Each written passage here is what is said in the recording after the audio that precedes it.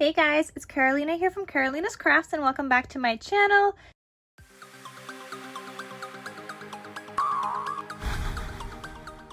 In today's video, I am just going to be making kind of like a scrapbook page layout on this pumpkin.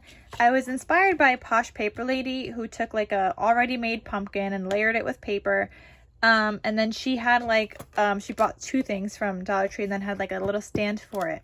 Now I'm going to be doing one that's like a hanging wall decoration kind of thing, which is this. And I found this pumpkin at Dollar Tree, just a plain wooden pumpkin. I'm going to layer it with paper.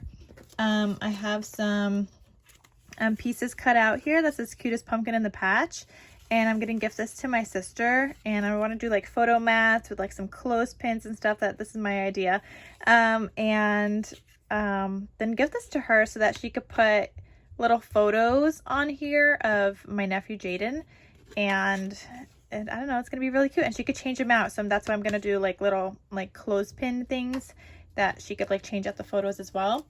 And yeah, so I'm just gonna do a process video. It's not gonna be a tutorial because ThePoshPaperLady does have a video on how she did this, or how she kind of, I guess, altered her pumpkin. But all you're doing is just putting glue on here and then just sticking on paper and then decorating it. It's super simple. But I will link her video down below.